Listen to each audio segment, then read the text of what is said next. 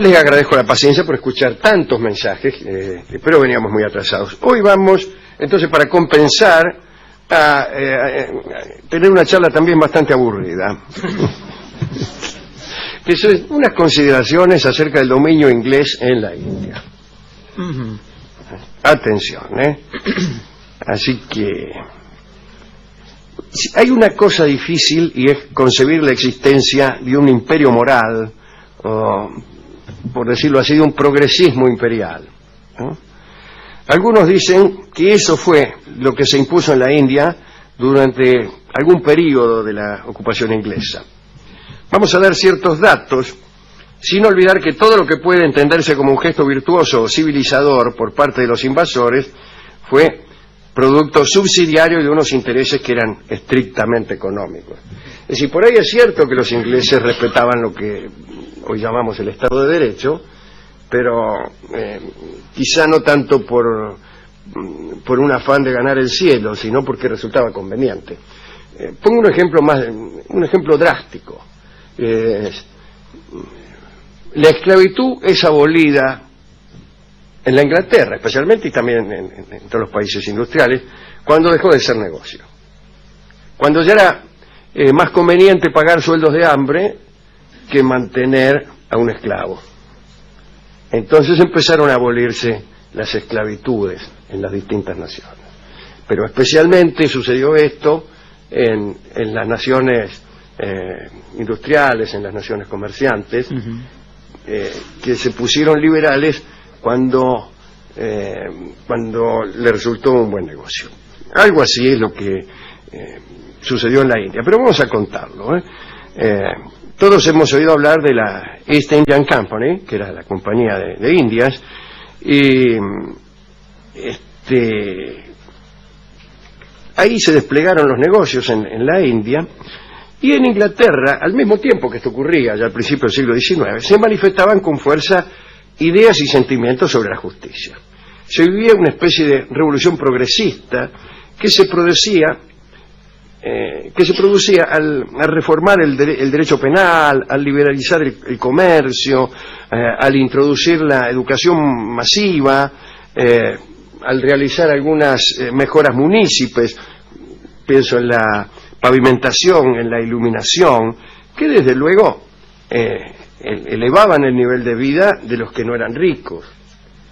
Esto fue muy fuerte, esta clase de progreso fue muy fuerte, y la idea de darle a ese progreso un contenido moralizador también fue muy fuerte. Y duró todo el siglo XIX, diría yo, y más también.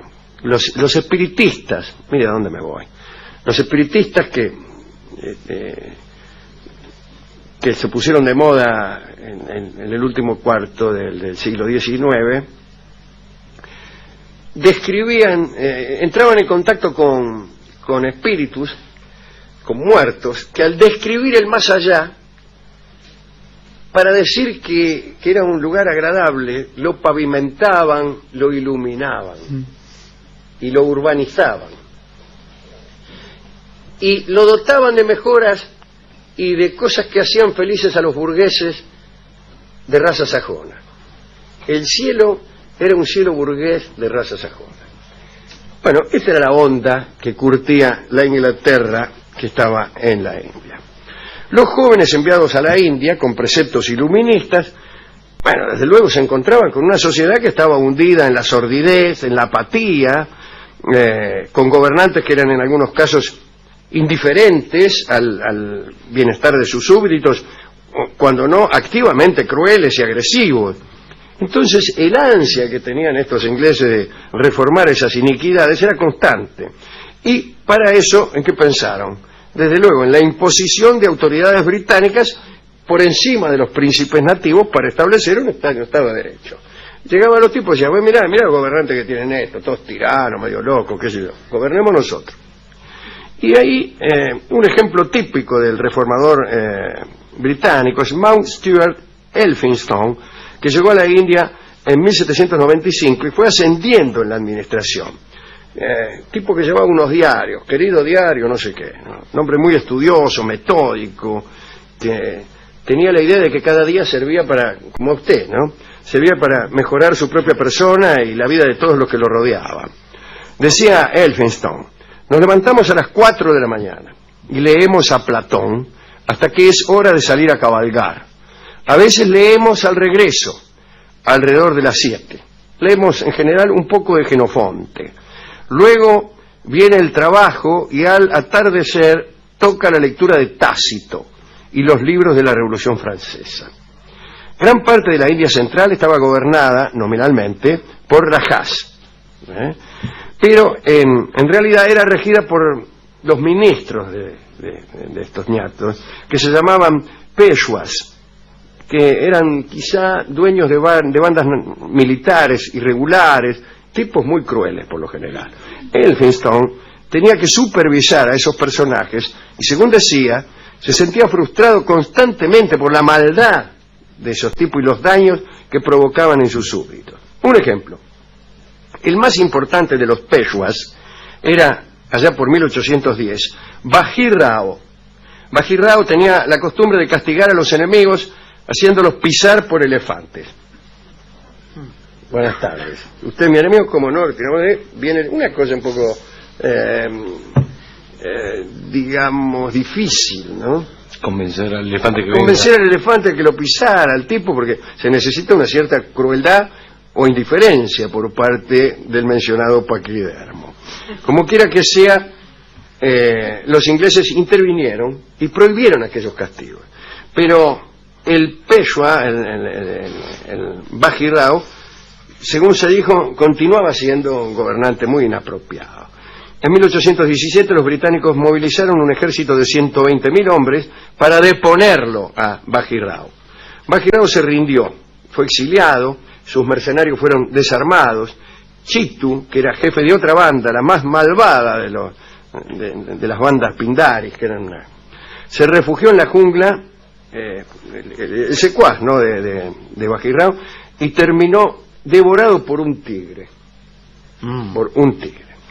Elphinstone fue designado comisionado exclusivo del territorio conquistado y se le permitió crear un gobierno, ahora sí vale la palabra, moderno.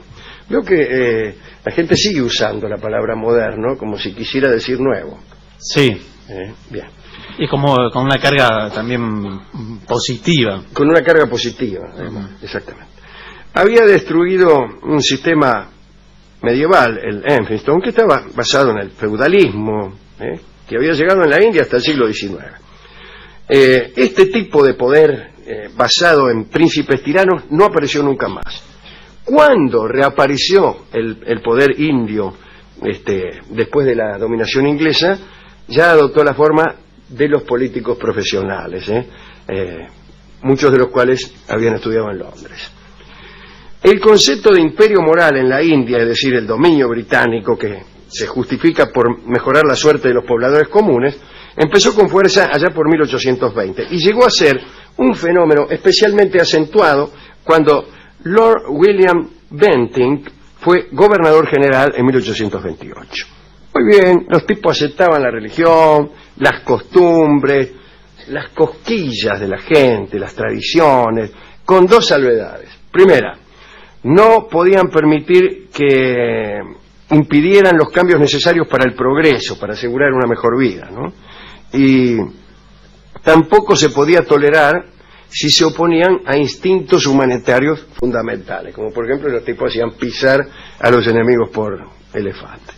Y ahí empezaron a abolir algunas prácticas religiosas muy crueles. Por ejemplo, el ofrecimiento de niños como sacrificio al río Ganges, al río sagrado.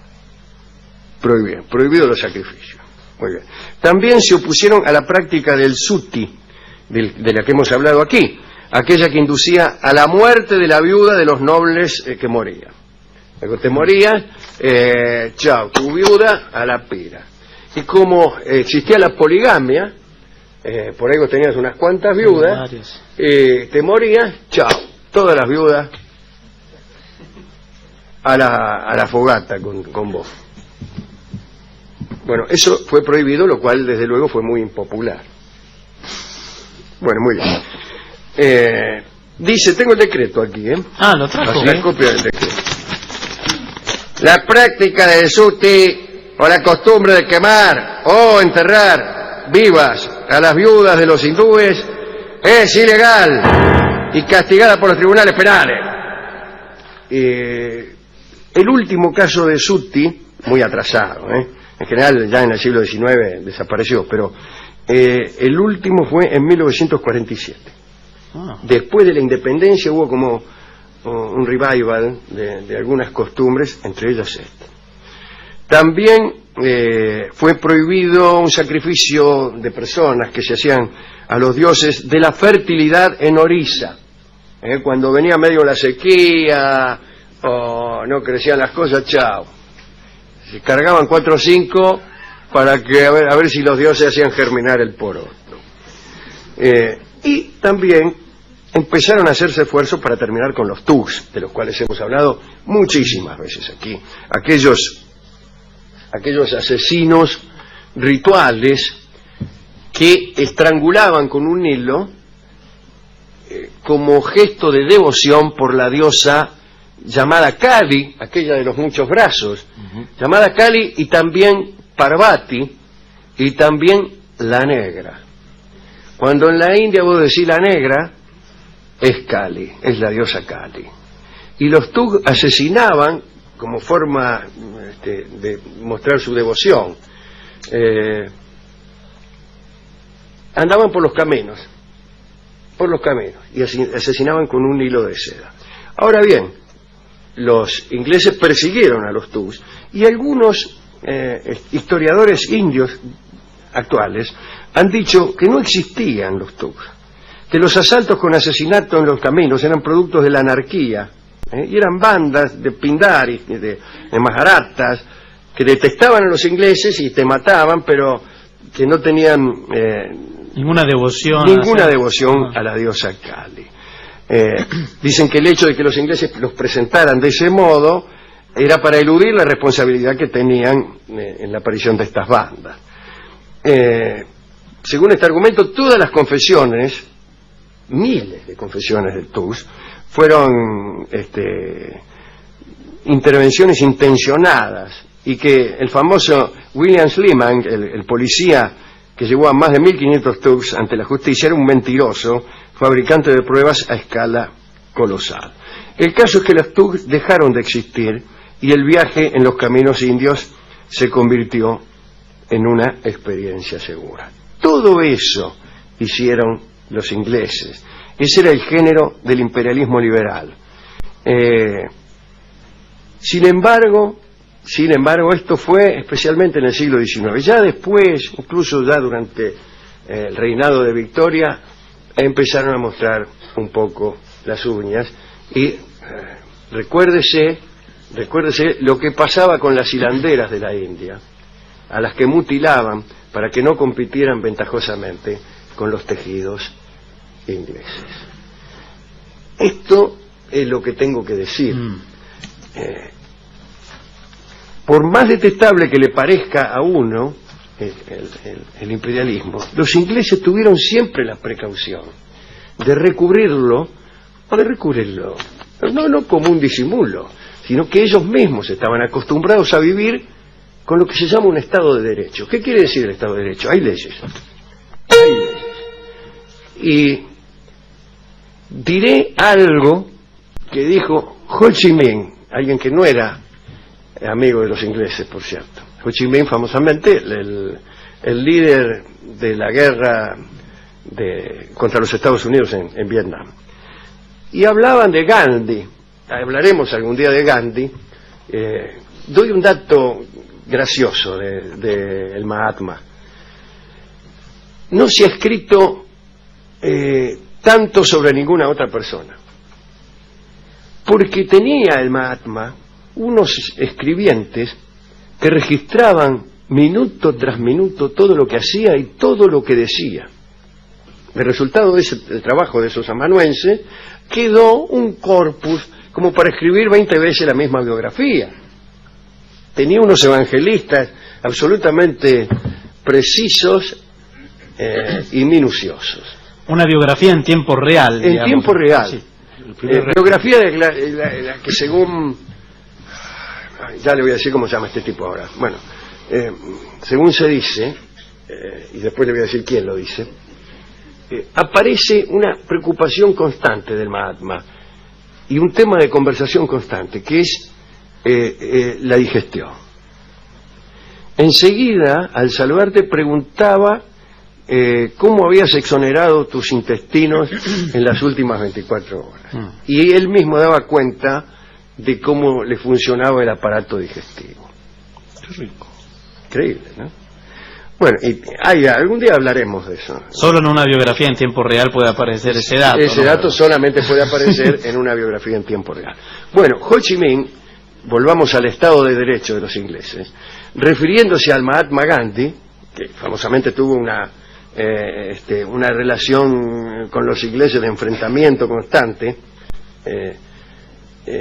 Recuérdese que se sentaba en el suelo, se hacía encarcelar, pero ese trabajo de no violencia que ejercía Gandhi solamente era posible ante un enemigo que respetaba la ley.